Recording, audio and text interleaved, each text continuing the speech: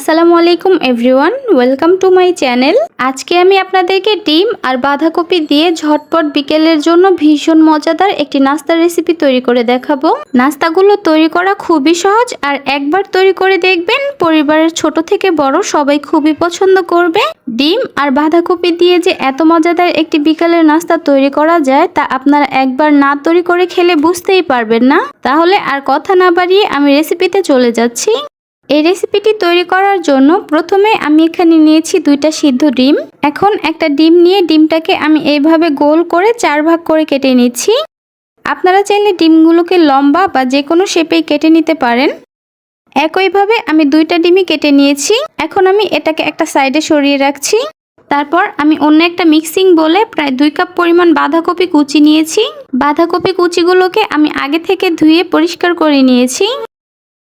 এবার এর মধ্যে দিয়ে দিচ্ছি 3 থেকে 4টি কাঁচামরিচ কুচি, দিয়ে দিচ্ছি স্বাদমতো লবণ।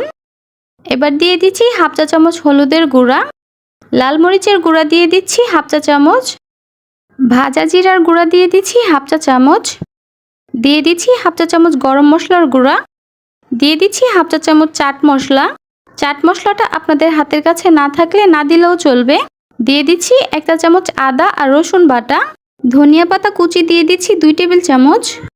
এবার দিয়ে দিচ্ছি 2 টেবিল চামচ পেঁয়াজ কুচি। এবার সবগুলো উপকরণ একসঙ্গে খুব ভালো মতো মিশিয়ে নিচ্ছি। কিছুটা সময় নিয়ে মিশালেই দেখবেন বাঁধাকপি কিছুটা নরম হয়ে এসেছে আর মশলাগুলোর সঙ্গে খুব ভালো মতো মিশে গিয়েছে। এবার নাস্তাটির বাইন্ডিংয়ের জন্য আমি এখানে দিয়ে দিচ্ছি হাফ কাপ পরিমাণ বেসন। নাস্তাটিকে ক্রিস্পি আর মুচমুচে করার জন্য দিয়ে দিচ্ছি 1/4 কাপ কর্নফ্লাওয়ার। কর্নফ্লাওয়ারটা আপনাদের হাতের কাছে না থাকলে আপনারা চাইলে এর পরিবর্তে চালের গুঁড়াটাও দিতে পারেন। এবার এই বেসন আর কর্নফ্লাওয়ারটাকে সবকিছুর সঙ্গে খুব ভালো করে মিশিয়ে নিচ্ছি। সবকিছু খুব ভালো করে মিশালেই দেখতে পারবেন এরকম একটি আঠালো মিশ্রণ তৈরি হয়েছে। এ পর্যায়ে কোনো প্রকার পানি বা অন্য কিছু অ্যাড করার প্রয়োজন নেই। বাঁধাকপিটা খুব ভালো করে মাখলেই দেখতে পারবেন বাঁধাকপি থেকে কিছুটা পানি বের হয়েছে আর সেটা দিয়ে আঠালো একটি মিশ্রণ তৈরি হয়ে যাবে। এখন এখান থেকে আমি পরিমাণ মতো মিশ্রণ হাতের তালুতে নিয়ে এভাবে একটু চ্যাপ্টা করে নিচ্ছি। তারপর এর মাঝ বরাবর কেটে রাখা ডিমের একটি স্লাইস দিয়ে দিচ্ছি। তারপর বাঁধাকপির মিশ্রণটা দিয়ে চারপাশটা খুব ভালো মতো মুড়িয়ে কোট করে নিচ্ছি। প্রয়োজন মতো মিশ্রণ নিয়ে ডিমটাকে খুব ভালো মতো কোট করে নিতে হবে। আমি কাজটা ঠিক কিভাবে করছি আপনারা একটু লক্ষ্য করলেই বুঝতে পারবেন। এই যে দেখুন খুব সুন্দর গোলাকার একটি নাস্তা শেপ দেওয়া হয়ে গেছে। আপনাদের বোঝার সুবিধার্থে আমি আপনাদেরকে আরও একটি নাস্তা তৈরি করে দেখিয়ে দিচ্ছি। একইভাবে আমি সবগুলো নাস্তা তৈরি করে নিয়েছি। এবার এই নাস্তাগুলোকে আমি ভাজতে চলে যাচ্ছি। সেজন্য চুলায় একটি প্যানে পরিমাণ মতো তেল নিয়ে তা মিডিয়াম হিটে গরম করে নিয়েছি। এবার প্রত্যেকটা নাস্তা আমি এই গরম তেলের মধ্যে দিয়ে দিচ্ছি। চুলার আঁচ মিডিয়াম টু লোতে রেখে নাস্তাগুলোকে কিছুক্ষণ পরপর উল্টিয়ে পাল্টিয়ে খুব ভালো মতো গোল্ডেন ব্রাউন কালার করে ভাজতে হবে। একটা পাশ ভাজা হয়ে গেলে আমি নাস্তাগুলোকে উল্টিয়ে দিচ্ছি। আপনারা অবশ্যই চুলার আঁচ মিডিয়াম টু লোতে রেখে নাস্তাগুলোকে উল্টিয়ে পাল্টিয়ে ভেজে নেবেন। চুলার আঁচ বাড়িয়ে ভাজলে নাস্তাগুলো কিন্তু খুব দ্রুতই উপর থেকে কালার চলে আসবে আর ভিতর থেকে কাঁচা রয়ে যাবে। তো দেখতেই পাচ্ছেন আমার এই নাস্তাগুলোর মধ্যে খুব সুন্দর একটা গোল্ডেন ব্রাউন কালার চলে এসেছে।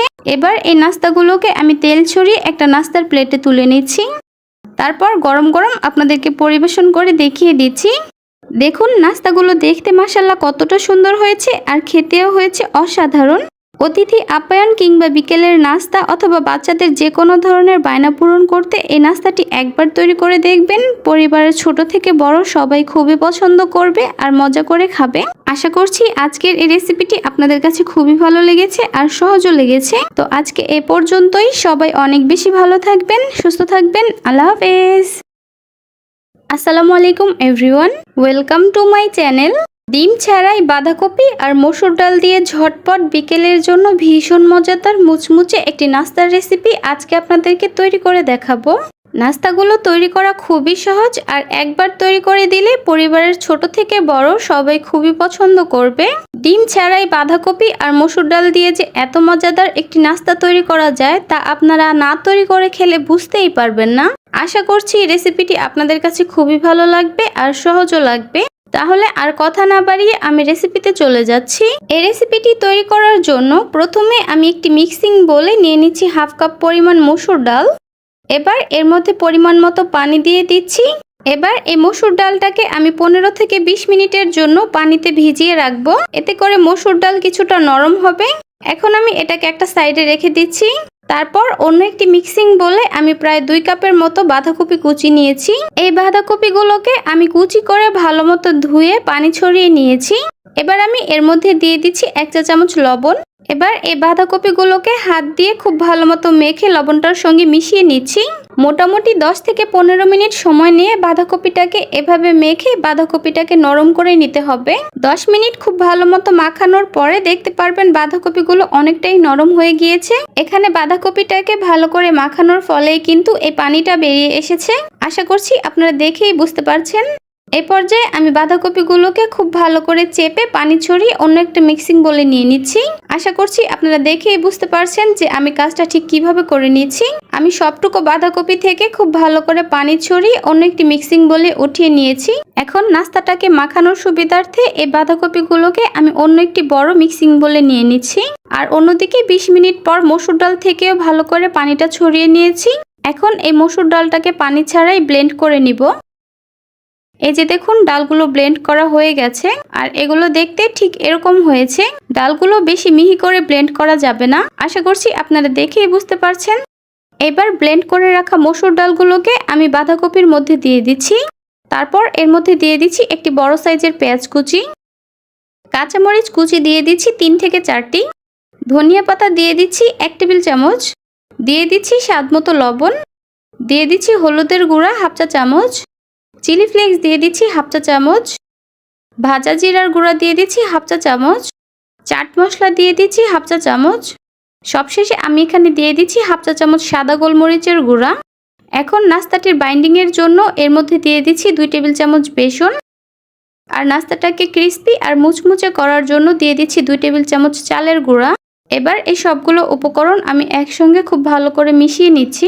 যদি আপনাদের মিশ্রণটা কিছুটা শুকনো মনে হয় সেক্ষেত্রে আপনারা চাইলে 1 থেকে 2 চা চামচের মতো পানি অ্যাড করে দিতে পারেন। কিছুটা সময় নিয়ে মাখলেই দেখতে পারবেন নাস্তাটি তৈরির জন্য এরকম একটি পারফেক্ট মিশ্রণ তৈরি হয়ে গিয়েছে। এখন আপনারা আপনাদের পছন্দ মতো যে কোনো শেপেই নাস্তাটি তৈরি করে নিতে পারবেন। তো সেজন্য আমি এখান থেকে পরিমাণ মতো মিশ্রণ নিয়ে নিচ্ছি। তারপর হাত দিয়ে গোল করে নিচ্ছি। তারপর হাত দিয়ে আলতো হাতে একটু চেপে চ্যাপ্টা করে দিচ্ছি। দেখতেই পাচ্ছেন কত সহজে খুব সুন্দর একটি গোলাকার শেপে নাস্তা তৈরি করে নিয়েছি। এখন এটাকে আমি একটা প্লেটে উঠিয়ে নিচ্ছি। এভাবেই আমি সবগুলো নাস্তা তৈরি করে নিব। আপনাদের বোঝার সুবিধার্থে আমি আপনাদেরকে আরো একটি নাস্তা তৈরি করে দেখিয়ে দিচ্ছি। দেখতেই পাচ্ছেন কত সহজে আমার আরো একটি নাস্তা তৈরি করা হয়ে গিয়েছে। তো এইভাবে আমি সবগুলো নাস্তা তৈরি করে নিয়েছি। এখন এই নাস্তাগুলোকে আমি ভাজতে চলে যাচ্ছি। সেজন্য চুলায় একটি প্যানে আমি পরিমাণ মতো তেল গরম করে নিয়েছি। এবার এই গরম তেলের মধ্যে আমি একটা একটা করে সবগুলো নাস্তা দিয়ে দিচ্ছি। চুলার আঁচটা মিডিয়ামে রেখে নাস্তাগুলোকে ভেজে নিতে হবে। একটা পাশ ভাজা হয়ে গেলে নাস্তাগুলোকে আমি উল্টিয়ে দিচ্ছি। এইভাবে কিছুক্ষণ পর পর নাস্তাগুলোকে উল্টিয়ে পাল্টিয়ে গোল্ডেন ব্রাউন এবং মুচমুচে করে ভেজে নিতে হবে। অতিরিক্ত গরম তেলে নাস্তাগুলোকে ভাজা যাবে না, সেক্ষেত্রে নাস্তাগুলো উপর থেকে খুব দ্রুত কালার চলে আসবে আর ভিতর থেকে কাঁচা রয়ে যাবে। তো দেখতেই পাচ্ছেন আমার এই নাস্তাগুলোর মধ্যে খুব সুন্দর একটা কালার চলে এসেছে আর এই নাস্তাগুলো এখন খুব ভালো মতো ভাজা হয়ে গেছে। এখন একটি ছাঁকনি দিয়ে আমি এই নাস্তাগুলোকে তেল ছড়িয়ে একটা নাস্তার প্লেটে নিয়ে নিচ্ছি। এভাবে আমি সবগুলো নাস্তা তৈরি করে নিয়েছি। তারপর আপনাদেরকে গরম গরম পরিবেশন করে দেখিয়ে দিচ্ছি।